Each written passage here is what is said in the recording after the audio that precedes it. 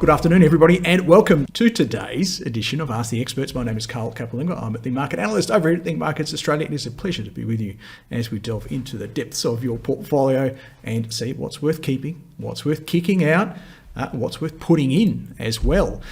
Well, I might as well kick off with the Nasdaq Composite just very quickly, looking at the key risk-on gauge of equities globally, and we can see, well, almost like clockwork, it hit the long-term trend zone and has rejected lower from there, as things tend to do. When they hit that zone, you can see another example of it happening here. On the way up, of course, that long-term trend zone tends to support prices. So all making a lot of sense, which I like it when things make sense. Very much black candles since then, very much supply in control. Friday's wipeout, possibly because of the long weekend, possibly also just a resumption of supply. I would say this is still very bearish.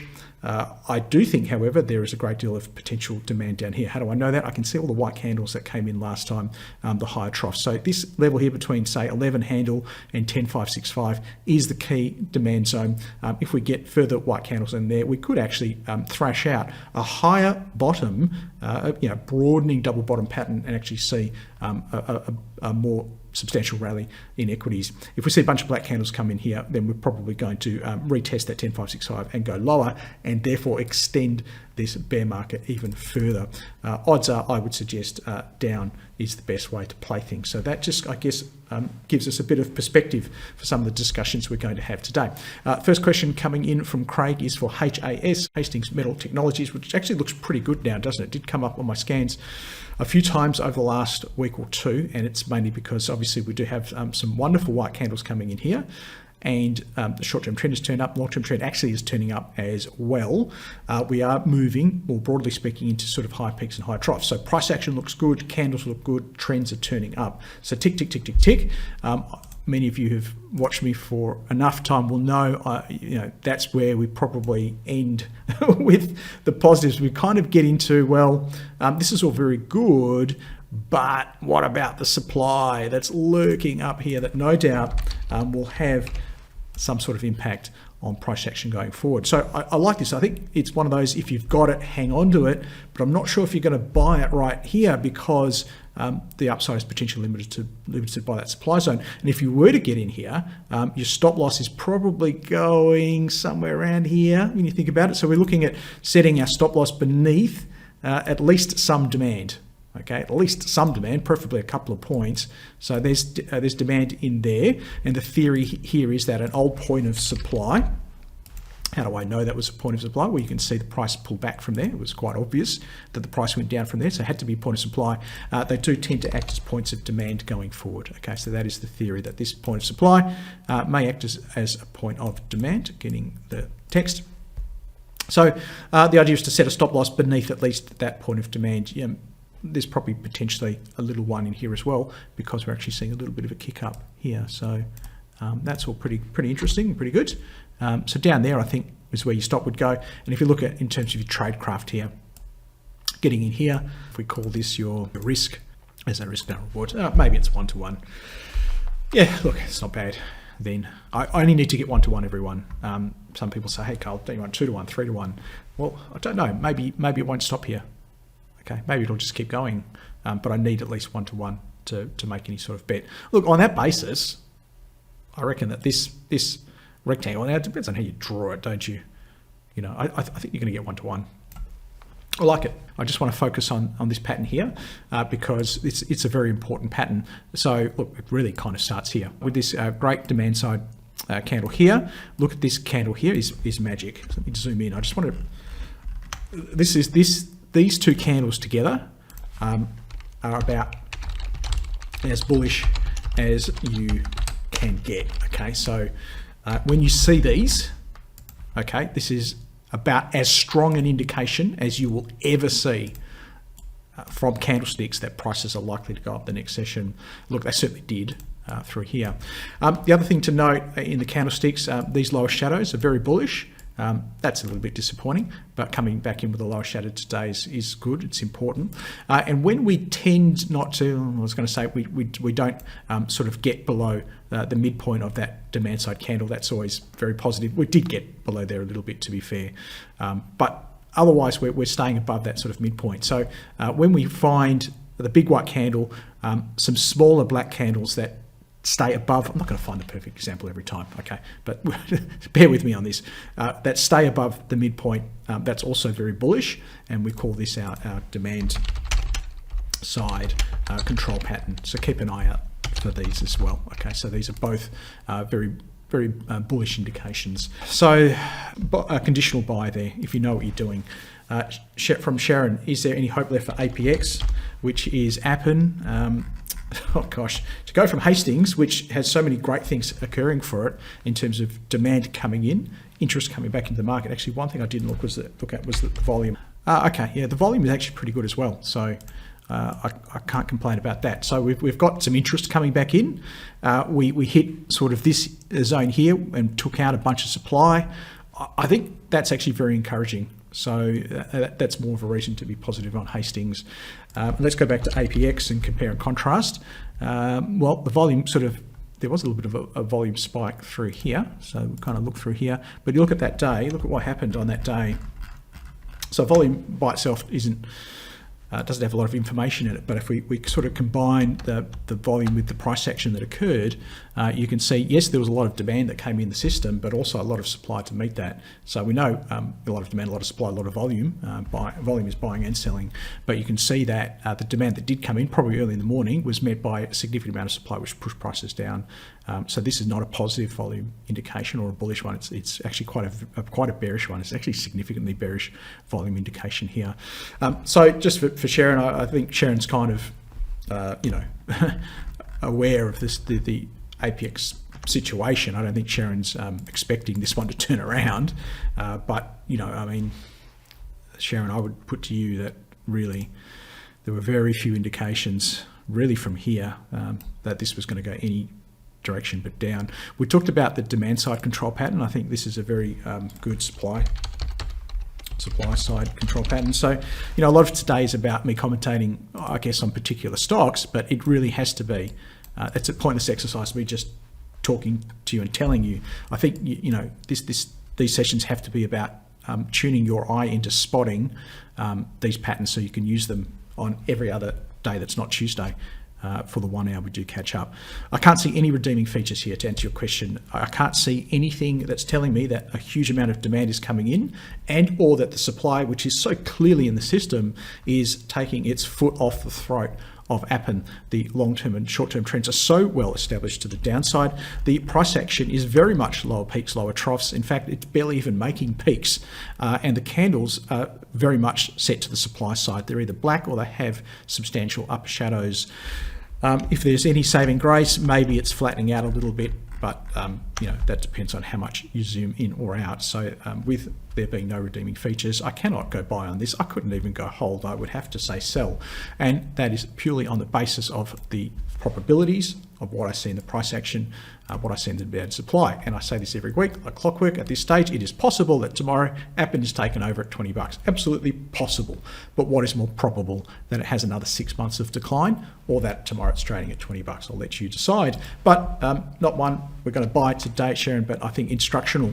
Let's have a look at a few more today. SXE, which is Southern Cross Electrical Engineering, looks great. It is a slow and steady one, though, King. So I don't think you're going to see too much explosive movement here, but I think it's going to go up, but it's slow and steady. So 58, grinding between sort of 58 and 70, pushing back towards the top of the range now, and probably can break out. But where will it go? Well, if we kind of measure some of these potential moves, and we say that, this is kind of the last range here, and we literally sort of grab that, copy it, paste it, and move it up and sort of understand where the next range might occur.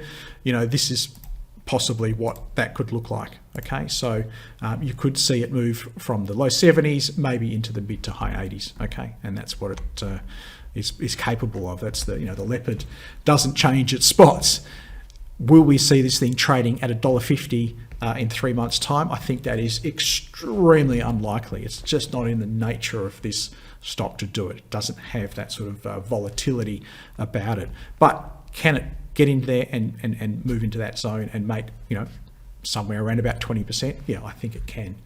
So on the basis of that, if you're patient enough, you know, in a pretty terrible market, I think this one looks very, very good. So I'm happy to buy it on that basis. For the people who are joining me, you know, for the first time or early in the series, what makes this one a buy? Pretty simple. Short-term trends very much skewed to the upside. So we've got this wonderful, nice short-term trend here. We can see that the price action continues to respect it and bounce off that level. We've got some nice white candles coming in. Price action is not great in terms of there's a little downtrend here, but not bad in terms of the broader price action is still heading up. And we are dealing with, the reason why we're getting a bit of this downward price action here is logical, because we're dealing with this supply zone here. So when you get the compression, it's not so bad if you are dealing with something that is so clearly a supply zone.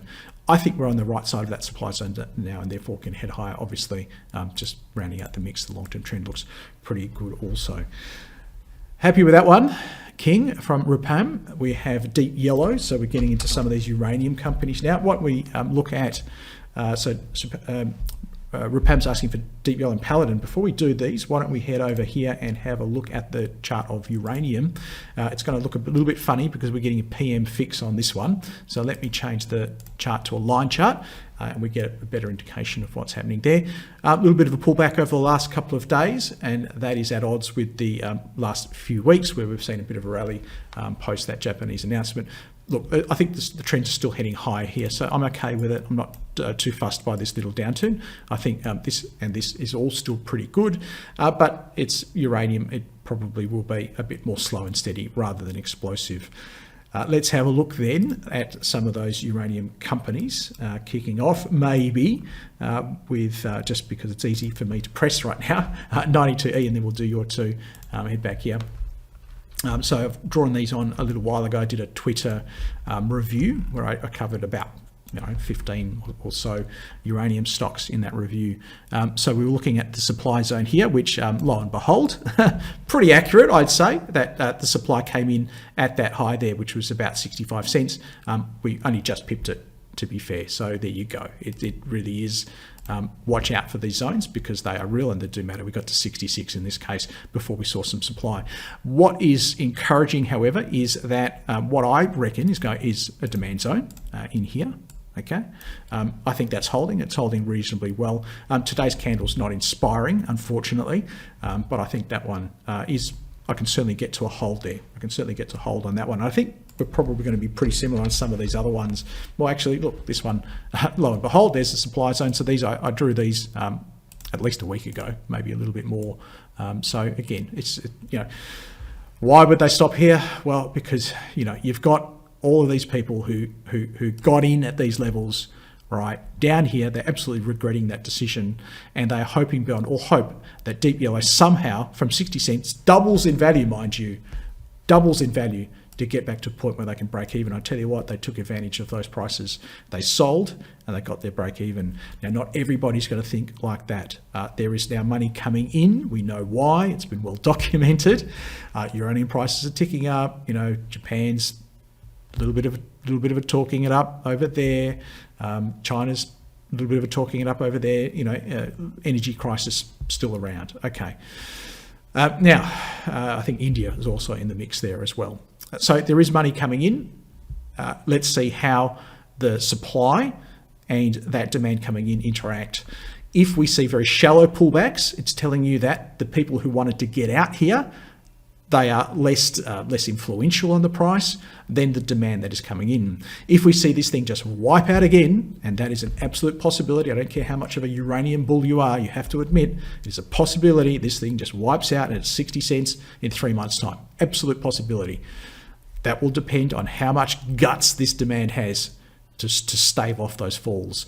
Okay, candles are okay, not great, because look how bullish this is, and then you get this. None of these are particularly bullish, and today's candle with its its upper shadow is looking a little bit sad as well. Now this is a live candle, this one here, at 20 past the hour in 3 minutes. I'll get an update and I'll be able to click it and we'll get a change. So everything I'm going to say today, please understand that is based upon the candle I see, and that candle is moving. It's a moving target. So the best thing to do is make your decisions at the end of the candle, that is at the end of trading today, and you'll get a better idea. If it's a big white candle, then we're much, it is actually starting to look okay. You know, the demand is holding this thing up. If it ends up being a big upper shadow or a black candle, it's telling you that no, there's just too much supply. Not only is this the supply there, supply is building at this zone. The demand is faltering, and therefore we could see lower prices. Probably, I would suggest to you that the demand zone, that is not what I wanted to do. The demand zone is going to be in here. This is the worst drawing package on the planet, if you're wondering, the one I'm using. So that is where I think we can see a bounce, and you can see it also coincides with the short-term zone there as well. So probably in here.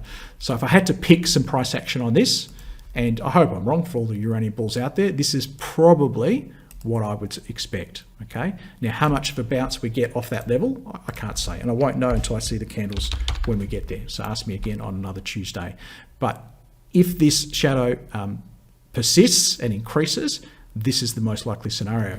And again, I don't know till the candle closes. If this becomes a big white candle, okay, if this becomes a big white candle, it changes everything. That supply is not there anymore if this is a big white candle, okay? And then this scenario doesn't exist. It's probably more like this. Okay, it's probably more like this, and then possibly we need to see what happens here. If we continue to make these higher troughs, it's telling me that demand is building, and we're actually chipping away at that supply now with potential breakout coming. Okay, so this candle is actually very, very important within the context of setting those two possible scenarios for you, Rupam. So keep an eye on it. PDN is the next one. Well, this one actually looks much better than deep yellow. It hasn't quite got to its supply zone yet, to be fair. And the other thing I like about this is obviously you've got this white candle here and here, and today's candle is looking a bit better. Of course, let me we can do our update now, so let's go check for update. I'm doing it off screen, you won't see.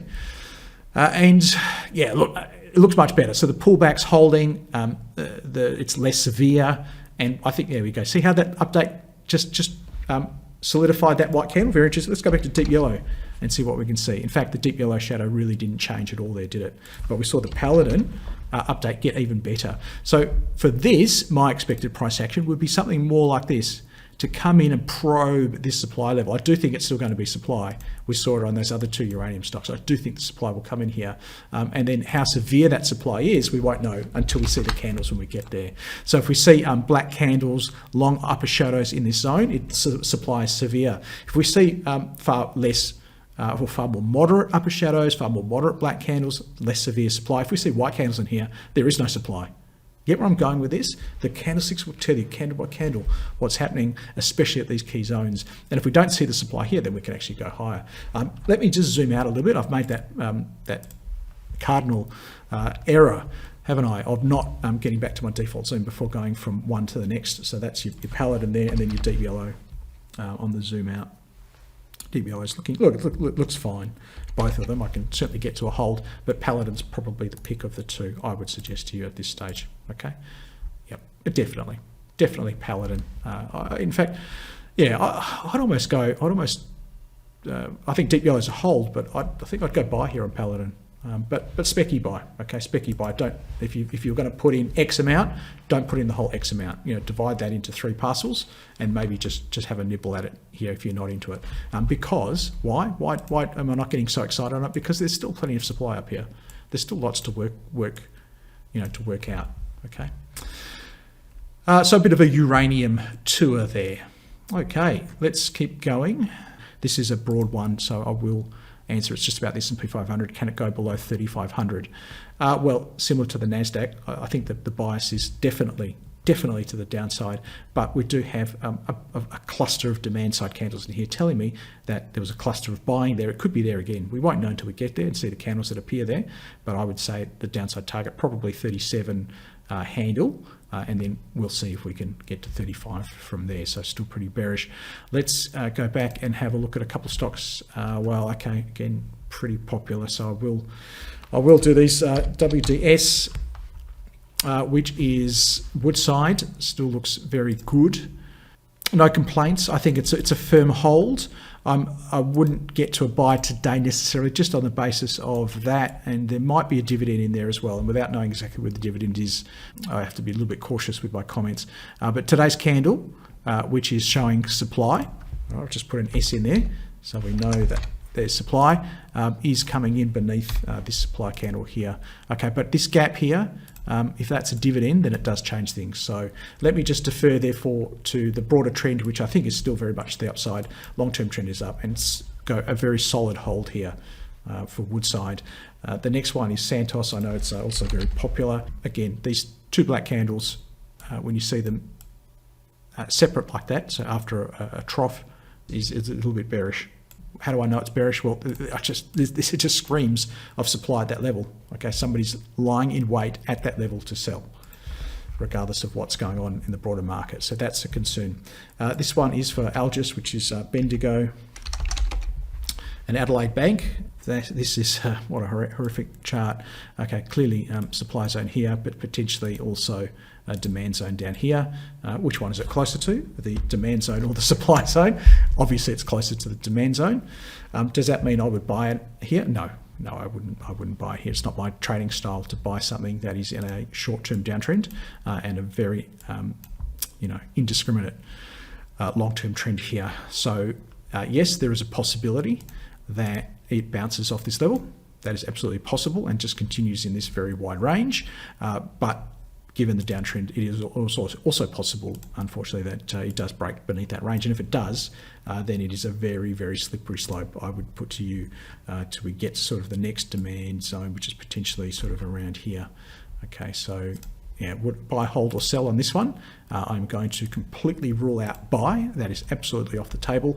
Hold, if you had it, you could hold it on the basis that there is some chance that it may rally through here. But I would, it's not one that I'd be very confident about holding either. So in that case, if you eliminate the buy and the hold, you end up with sell. Should I do this? Is there any interest in Bendigo? I don't think there's any interest in Bendigo, to be honest. I'll be honest with you. Let's have a look at Woodside, and I know there will be interest in the valuation of Woodside. So we're looking at Thomson Reuters Refinitiv Icon data. They take the broker consensus. So for example, 14 broker estimates here, 2 strong buys, 7 buys, 6 holds. The average broker target here is 36.33, which allows for about 3.6% of upside. So it would suggest that brokers are fairly positive towards Woodside on their rating, but their target price isn't really showing a great deal of upside. In terms of earnings per share growth, that is this line here. So we have historical numbers, they are in the bag, and then we have forecast numbers, which are from here, because this is a December 2022 year end. Okay.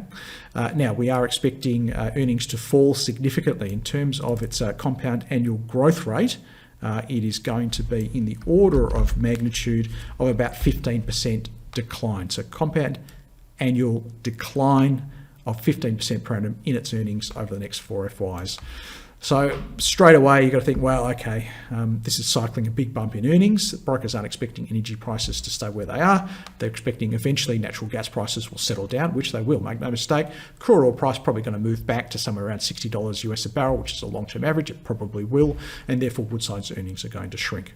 Okay, that doesn't mean it's an automatic sell, because look at this, the brokers will factor this stuff in and they will pick an appropriate PE, target PE, to account for that. So if you look at pre this earnings bump, Woodside was trading, well, forget that, that's COVID, but it was trading around about, let's call it an average of 20. Okay, so 20 is more like the long-term average. Okay, there you go. If I go dynamic historical, so historical PEs, target PE, it changes things very much, and Woodside all of a sudden becomes ridiculously cheap here. Target price becomes 53. Is that the right way to go? I don't think so. I don't think we're going to get back to that just immediately anytime soon.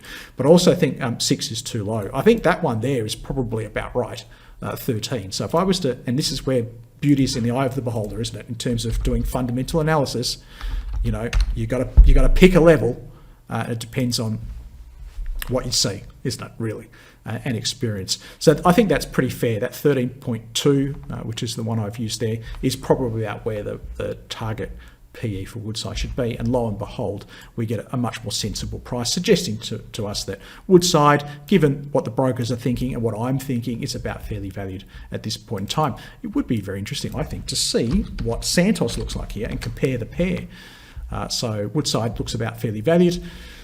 Pretty positive on the brokers from Woodside, price target up plus 3%. Now Santos, very positive. Look at that, strong buys for, wasn't expecting this, 12 buys, so unanimous to the buy side. In fact, no holds and no sells, the same 14 brokers probably. That is extraordinary. Very rarely do you see such a unanimous buy rating there, and actually a pretty decent upside to the price target as well of 19% to 951. Let's do some work here. We've also got December 22, which is fine, which means I don't need to change that. We're also cycling a big bump in earnings. What's the right PE for Santos? Well, it was probably about the same, maybe even a little bit lower if you kind of maybe discard that and go for these two here, where they were probably prepared to pay closer to 20 for Woodside GFC, pre-COVID. They were more like a 15 or 16 for Santos. So we should take that into account. But then, pretty similar, isn't it? We probably don't need to do much. On this at all, actually, for me. So I think the brokers are a little bit stubborn. We know Santos had that big sell-off. I'm gonna guess here that the brokers, after that sell-off, really didn't want to change their price targets all that much, and therefore these price targets are held artificially high and not accounting for this dip, which is a classic broker habit there. So I'm going to go with my rating and say that it's just as fairly valued as Woodside, perhaps. As I said, beauty is in the eye of the beholder. I've got a question here on Whitehaven Coal, and I'll be fascinated to see what this is doing here, and then we'll have a look at the Whitehaven chart. So let's get everything to match up. So we need to go June 23, and we need to get our, actually we can go here as well. So we're going to go, this is in the bag, so just going to make some adjustments here. So if we go here, there we go, 1, 2, 3, 1, 2, 3, 4. Yes, that's fine. So we'll leave that there. And once again, pretty similar, isn't it? We've got negative earnings growth, cycling a big bump in coal prices. The brokers, 12 estimates, 2 strong buys, 7 buys, 3 holds, a little bit more mixed than the last ones we've seen. Pre-pandemic PEs around about 15 or 16. I think that's pretty safe. Let's ignore that one. And say at a PE of 2, that's ridiculous. But maybe going for that long-term sort of, move. So probably 8. Let's go 8 on this one. That's sort of similar idea, and it's still looking pretty cheap. There. It just depends. Oh well, what risk level would you say? Well, probably assume the brokers have it right there. If you wanted to maybe jack that up a little bit, just because coal prices might be more volatile than, say, a crude oil price, perhaps, because they've had such an exponential run. Maybe that's a bit sensible to do. Still looking pretty cheap to me. So, yeah, I don't think there's anything too crazy in that. The brokers are a little bit more circumspect, however, on that. But again, it's going to be based upon what numbers you plug in. Let's have a look at the Whitehaven chart now. Amazing, isn't it? Look, at some stage, we're going to have to find an exit point on this. I'm quite certain for the last 4 or 5 months, I've been telling you to hang on. How high can it go? Well, here's an obvious level. You'd, I think, be very brave not to sell some in the shadow of $10. So really anything from 950 to 10 would be, I'd suggest to you, a sell zone. Otherwise, I can't see any major reasons to sell it. It just keeps printing white candle after white candle after white candle. So much like I've had a broken record for you on these coal stocks for a while now. Is this a big bearish supply side candle? No, it's not. There's a little bit of supply in there, but nothing to worry me, I don't think. And it's just a round number. That's all there is. There's nothing in here to tell me that you need to panic out of this one at this stage. And we saw that potentially, depending on what PE you pick, and this is harder to pick than the proverbial broker nose, right, as to what PE should be used here. I mean, give me a break. I've got anything from 283 to 2.87. There's order of magnitude of 100 times difference. So here I am little old Carl market analyst trying to find a number that makes sense here. And it's hard for me to do, and therefore hard for brokers and other investors to do. And everybody's wondering what the hell is the right value for Whitehaven. If you think that's the right number, then it looks really cheap. If you think 3 is the right number, then it doesn't look cheap. Okay, who's right, who's wrong? Nobody knows. So watch that chart. And I tell you, when you see a bunch of these black things pop in, or a bunch of, we have to say, try and find an example of it. Maybe I'll go back to the Appen chart to find black candles. But those, something like that popping in, you can see how this one topped out, and maybe this one's actually pretty instructive, isn't it? Let's go back there and have a look at how that top played out. So that's kind of where we are today. I would have been telling you the same thing on that day. Absolutely no reason, nothing in the charts to suggest that we need to sell this. Boom, boom, boom. Oh, actually, boom, boom, boom. There we go. Boom, boom, boom. Okay, supply's coming in. Okay, this is how you're going to be able to read this. This is not a big supply side signal. There's a bit of supply in here, no doubt. So let's put an S there. Let's put an S here. Okay, a cluster of supply coming in. If you start to see this sort of stuff happen, all right, if you see that sort of stuff happen over here, you will know what to do. Okay, now let's keep moving. PDL, this is from, actually from Isabel. The question is, do we sell Whitehaven? Well, I think I've answered that. Is there still time to buy more? Okay, that is the $1 million question, isn't it? So let's delete all these, and I'll only take 10 seconds on this, I promise. Start counting. Should you buy more? I'd say not on this candle with its upper shadow, probably not, but this candle's not finished. If that finished, the rule is if you see a nice big white candle, then there's no reason why you can't buy more, as long as you can make your reward to risk work, Isabel. So this is, we get to the point where even with the best white candle, you have to be a little bit reluctant, because we know there's going to be supply in here at the round number. We know in a zone, it won't be right at 10. It'll be, people will start to think about taking profits around that 950 mark. Okay, it's close enough for a lot of people, and it'll be exacerbated if there was a significant consolidation at half that price at 5. So because there's a significant consolidation here, we have to really take account. We have to be so careful around that 950 to 10 level. Okay, because everybody got in here, smarty pants, they're all doubling their money, right? And that is a great stimulus to sell. So in terms of should we get in now, it becomes less about the candles, the price action, and the trends, and it becomes more about your reward to risk. So if this is your potential upside, getting in here, and remember we talked about earlier on in the session, this idea of setting good stop losses. I mean, where do you set your stop loss? There's an old point of supply, it becomes a point of demand, but there's probably here, right, beneath that candle.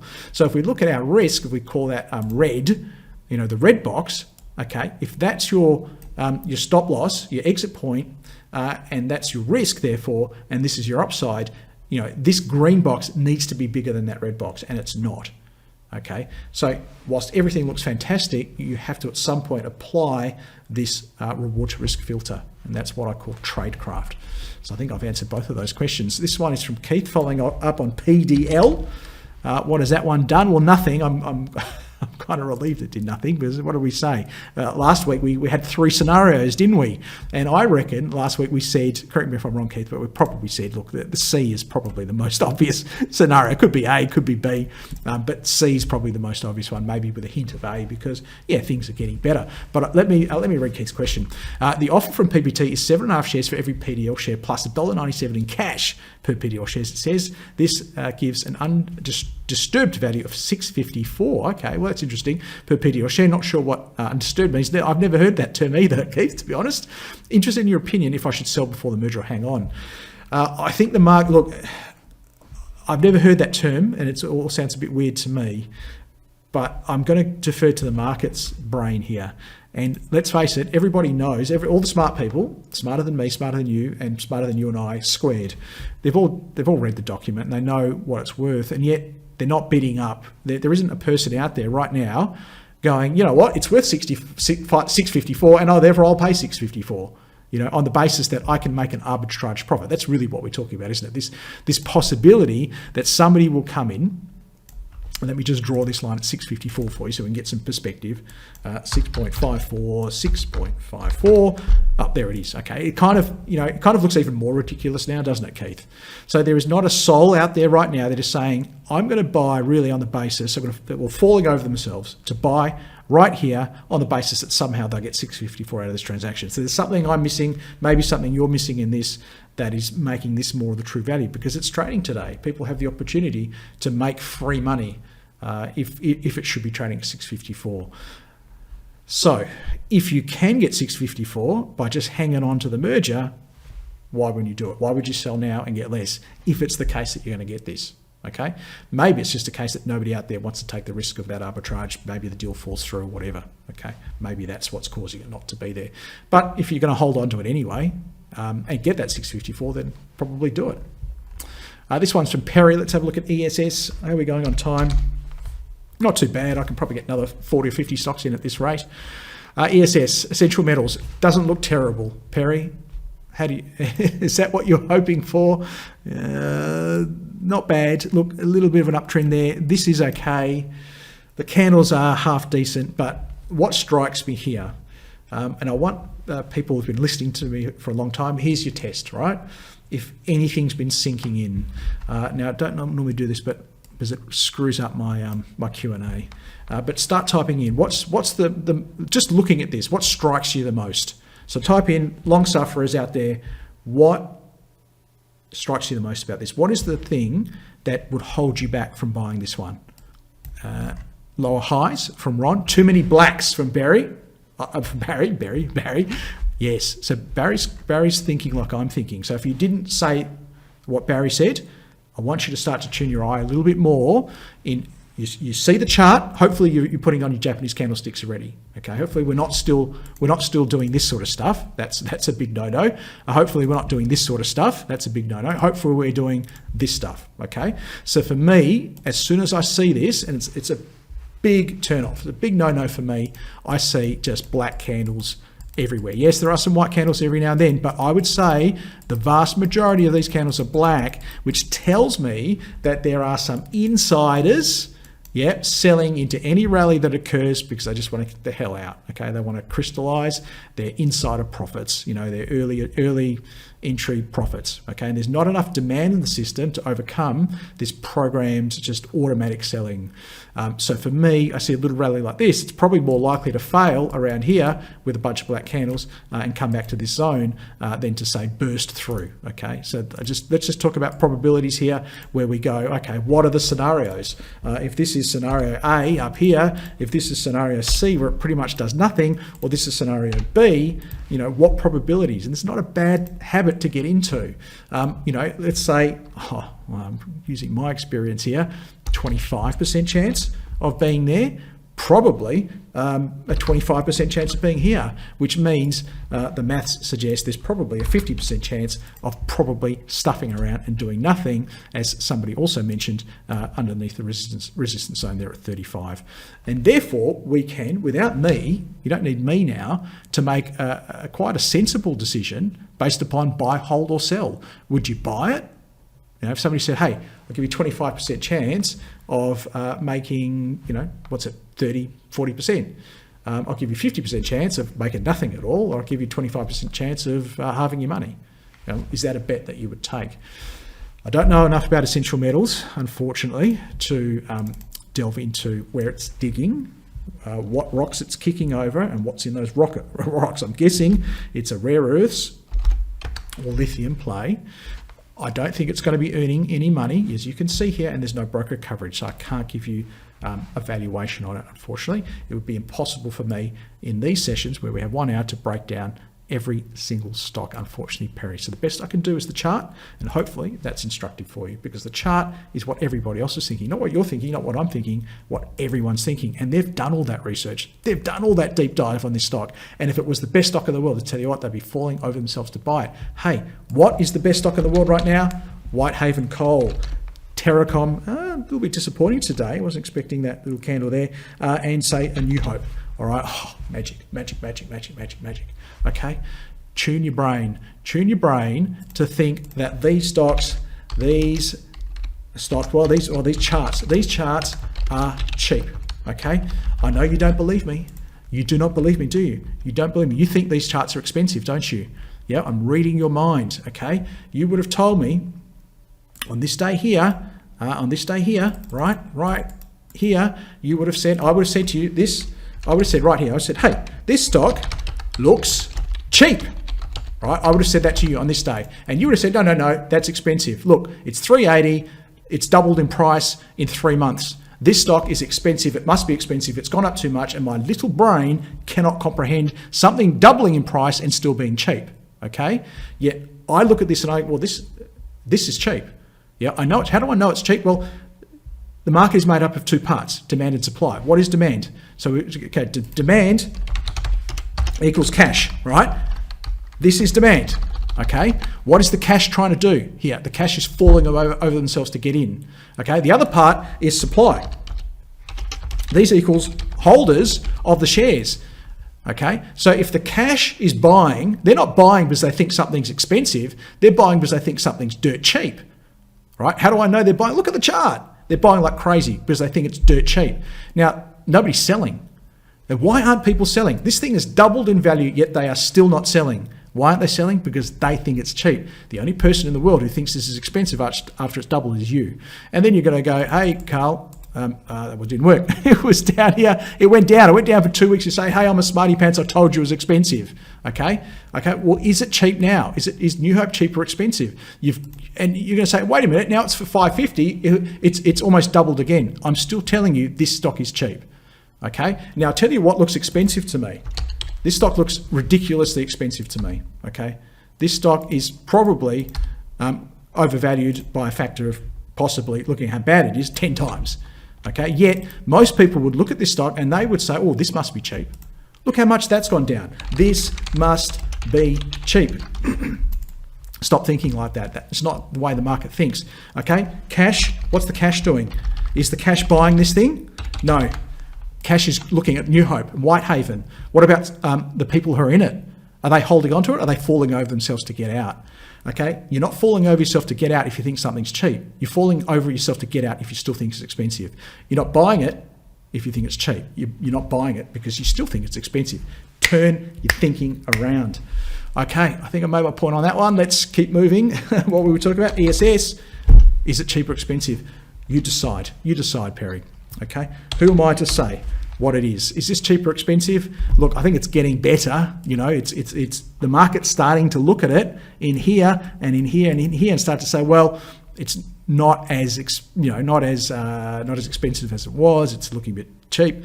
You know, look, let's talk about it once it breaks through here. So for Chernivaz, I want you to come back on a Tuesday, and if this thing closes, well, it'll come up on my scans anyway, but if it closes above that that dark pink zone, so let me give you a number here, 233 MA is at 21.02. So if this closes at $21 or better, I want you to bring it up in here because I think it's going to look extremely good from there. For now, if we did the ABC, the more likely scenario is probably sideways for now, okay? But it is getting better. Okay, so let's have another look at that when it closes above 21. To answer your question, is it worth holding? Yes, I do think it's worth holding because of this candle here. Okay, the very shallow pullback from that candle. And in fact, today's candle is very, very good. Okay, this lower shadow is very attractive to me. But I know there's supply here. Okay, I can see the fingerprints of supply in the market here. And I don't want to mess with these guys. Okay, I don't want to mess with these guys. Why? Because it could be the same guys and girls, okay, that cause this, okay, selling out on any rally. I don't want to mess with them. But I can tell you, if we close up here, so if we get a nice candle that looks like this, that closes up here, right, then I can tell you that that supply is gone. They don't exist anymore. And if that supply is out of the market, the demand that is so clearly there can push this price up a lot higher without that pesky supply anymore. So just look at how that white candle changes the look and feel of this chart, okay? It needs a little bit more cooking, but I definitely think it's one you want to hold and one you want to keep an eye on, okay? General advice only, of course. This is for Lee. Let's have a look at AHC, not one I've heard of, Austco Healthcare. I'm going to put this in the ho-hum basket, unfortunately, Lee. Look, it's got some good stuff happening, a little bit like that last one, CUV, isn't it? But how sketchy is it? So sketchy. It's very liquid. That is the big no-no for me. I just think there are better charts out there. Look, not terrible in that there's some good stuff. Short-term trends are turning up. Maybe.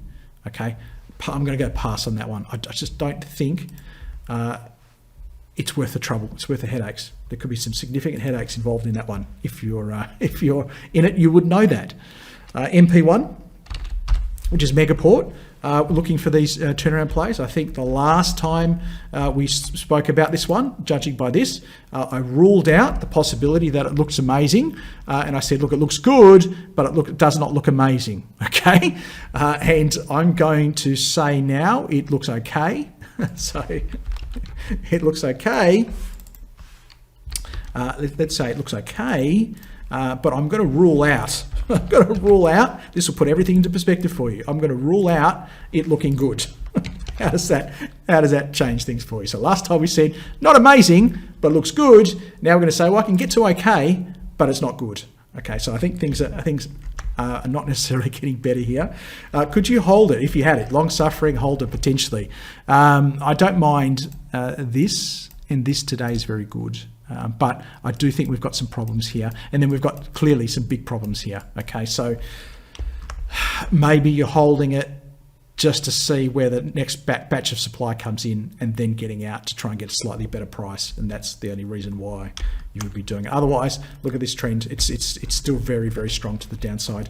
I do expect us to get some data here on MP1. I do want to do these. I know we've got some people out there that maybe aren't as comfortable with the charts, and they prefer to look at some fundamental valuations. We've got 11 brokers on Megaport. That's great. So we're going to get some pretty accurate data here. 2 strong buys, 5 buys, 3 holds, 2 sells.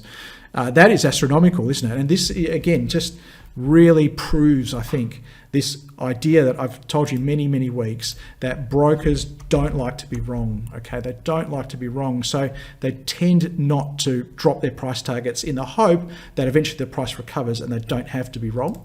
So you will often see when stocks that have fallen a lot, that the price target remains stubbornly high, and you get these silly numbers where you got 63% upside. So I would ignore that. It's just silly. Let us have a look at some stuff we can do on our own accord. So earnings per share is the next line I go to, and I can see that right now we don't have earnings. We're going to lose 14 cents. We lost 27 cents in FY22 in the bag. We're going to lose 14. Then in 24, we should make a profit, and in 25, we're going to be 18. So there is some great growth in the system, but it's a little bit down the track. Okay, so my model here is going to struggle a little bit on this one. In fact, probably not work because we've got some negative numbers in here. So 262% growth. We're not going to really get anything here. I would ignore these because.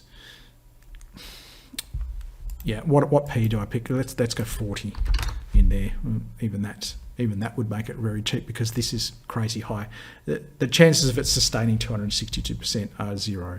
So I don't have enough data because we have to go so far in the future before we get the earnings to get a really good growth rate. And I'm not going to guess for you. Okay, I don't want to guess for you. So I'm going to say, here's the numbers. They are very real. 11 of the biggest brokers in the world have given you information which you can use to make your own investing decisions, but my model is struggling to value it on the basis of a lack of data. Okay, I think that's fair enough. I don't want to guess for you.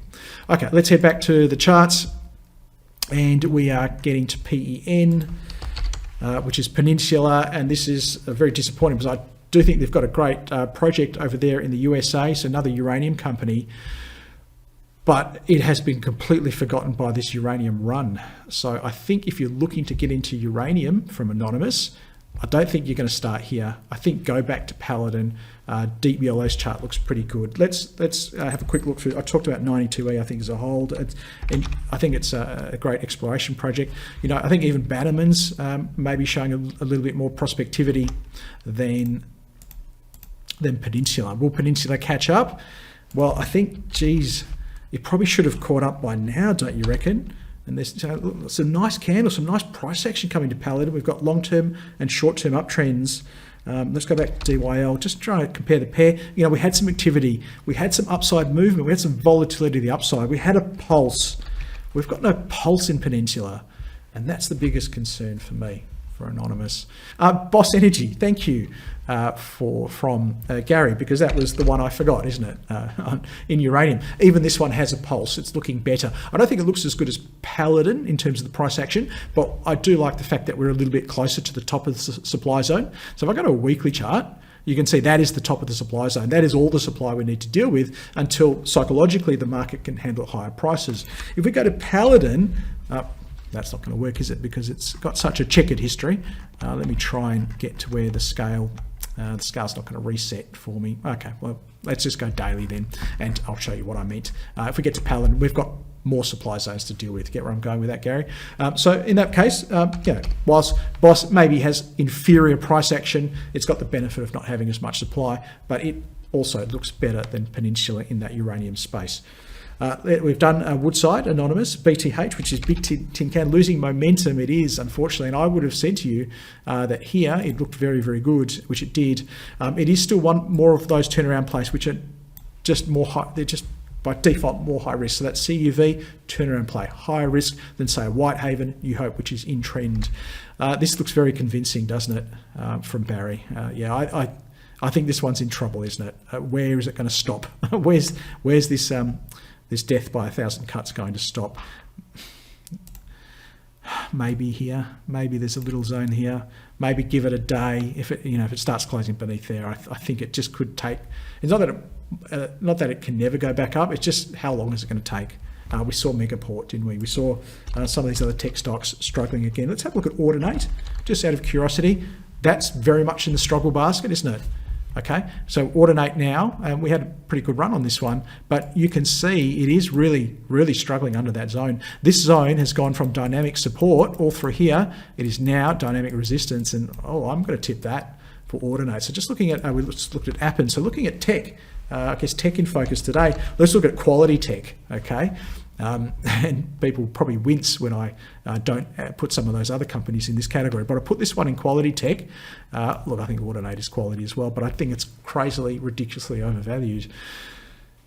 Demand control pattern there. Look, I think supply is building here. Maybe we've got a little bit of a pullback in tech coming up. And the other quality tech for me is WiseTech, very much quality. In fact, that still looks very, very good.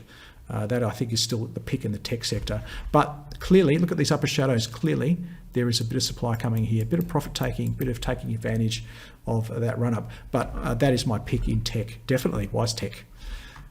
DRE, which is Dreadnought, one of my favourite stocks from Anonymous. I know we've followed this, and it's one I've told you every week to hold on to if you're lucky enough to have it. But here's your supply event. So we're lightening the load here on that. And by that I mean, automatic minus 1/3 and see how you go with the rest. I don't think that we've had, I don't think we've had anything that even resembles a supply event up until this point. It's had a fantastic run. If you wanted to do more than 1/3, that's up to you. But that is a bona fide supply event. So be concerned by that big black candle. Another black candle, a similar sort of size or a similar sized upper shadow, sort of in and around this zone, confirming that supply is building, would be your next exit. So this is a methodology. This is very much a rules-based methodology for getting out. I've taught it to you many times. So you're building supply, and that would give you a cause for another minus 1/3, and then you'll have a trough in between these two supply events. That'll be down here. I'll just call it T, right? And if you close beneath that T, that is your final 1/3, okay? And you won't be out at the top. That's not the goal, but you will be out at a far better price than if you had been jittery and gone, well, I'm out, right? Okay? So there is a definite method to getting out on these exponential moves. Anonymous, I don't know your history with this. I know that many of the people listening to me today have traded and have made money. If you are in it, I've given you my opinion. If you're not in it, it is not a buy on the basis of this huge supply event. I'm going to stop doing any more anonymouses. Next time, put your name in, okay? So if you're disappointed that I'm not answering your questions anymore anonymous, put your name in next time. It's not hard to do. GCY, Gascoyne Resources, I think this looks really interesting. And I like today's candle, but it is a live candle, so keep that in mind. It will need to continue to have this long white body about it. I like this. I like the gap. I like the shallow pullback. I like the push. I don't like this as much because I don't want to see this trough here getting beneath that one. So that is a little bit of a black mark on its character there. But let's say this closes here at the high. I do think it's kicking off whatever started here. The fact that we're now short-term uptrend, we're holding above, so we're testing and holding this long-term downtrend zone, which has been just amazing. Look, clockwork, absolute clockwork at kicking prices back down. The fact we're back above it now, I think, is very impressive. Buy, hold, or sell on this one. I'm certainly at a hold. Derek, I think it looks very interesting. And I like the volume, actually. I like today's little push here as well, Derek. I think you know what I like. Derek's been around for long enough to know that what I like. So I like this one. Would I buy it? Again, it's a very speculative buy. But yeah, I think you could, assuming contingent on this candle closing as good or better than what it is right now, I think you can buy this one. A totally speculative buy. But I know a lot of people, when I say speculative buy, that definitely pricks their ears up. That's what they want to hear. Talk about gaps. Do gaps need to be filled? Derek, I could spend a whole hour talking about gaps. No, they don't have to be filled, and we don't even need to challenge them. In fact, the less they are challenged, the better, because this is a giant whack of demand. I know it's underneath there, because imagine it was on top. Let me point to it with some arrows. Demand, demand, demand, demand, demand, demand, demand, demand, demand, demand, demand, demand, demand. Okay, demand. And as long as this demand is not challenged, it is still in the system, okay? And that is the key, and that is why I'm positive on this, and that is why I'm calling this a speculative buy, and that is why I am not calling this a speculative buy. Do you see the difference? But some people would say, hey, that's gone down a lot. Should I buy that? And I would say, hell no. And then I would look at this, and I would go, DCY, well, actually, that's gone down a lot. Should I buy some? And I'm going, well, hell yeah. Yeah, but they're very different because APY is not showing any of this stuff here. And I tell you this every week, commit this to memory, you need to find the fingerprints of demand.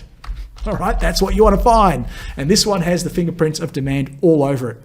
Appen, really, all I'm seeing is the fingerprints of supply. Okay, Life360, I think it's losing steam in line with that rest of tech losing steam. So it's what a great session we've had today. You know, lots of uranium plays. Great, look at a sector. But we've looked at lots of tech as well, haven't we? And I think tech's in trouble. I'm looking at, particularly this candle here. After this candle is very bearish. The fact that we did sneaky peeky above here, which got us excited on things like Bigtincan. Audinate kept going. That was probably something we looked at and we said, okay, Audinate's, the model now. And Audinate wasn't the model. It was just a very, very naughty boy. Okay, because it's given us a false signal on some of these other ones. We are resisting in this long-term trend zone. It is not supporting prices, it is resisting prices. The short-term trend is weakening as well. I'm a little bit concerned that we're going to push down from here. Okay, buy, hold, or sell. I think we have, well, no, I don't think. We have to take buy off the table. I think hold is pretty much off the table now as well. Okay, so the process of elimination from there, David, and we're not going to get things right all the time, and we're going to get false signals in the market and turnaround plays like this are classic, providers of false signals, unfortunately.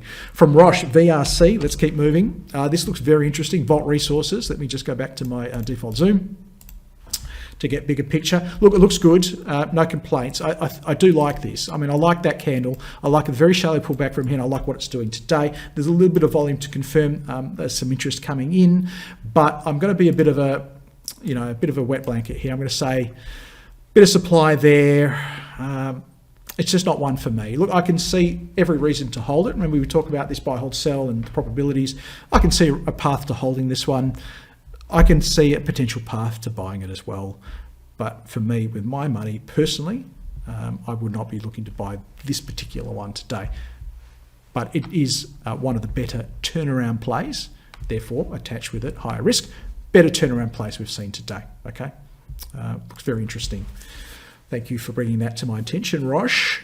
CII, which is Comet. No reason to sell that. Is it good to buy? Yeah, this maybe you got onto this a couple of weeks ago. We looked at this one and we called it a buy. I still think it's a buy. I don't see any reason why you would sell it, assuming today's candle stays as good as it is. Okay, so the importance is that big white candle telling me that demand persisted to the end of the trading session. So important to see demand persisting to the end of the trading session, because that demand is likely to be there the next day as well. So I do like Comet Ridge. I'll definitely put that in my buy category for you, Roche.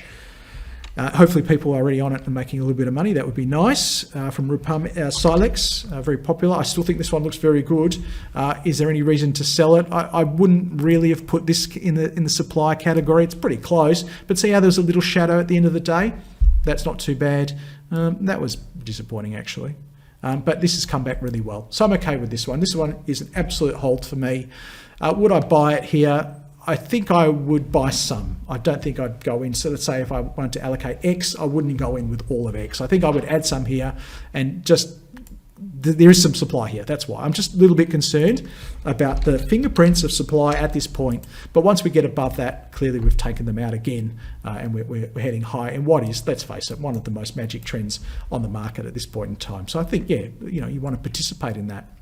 And Rupam, I'm guessing Rupam's on it because he is talking about the two recent black candles there.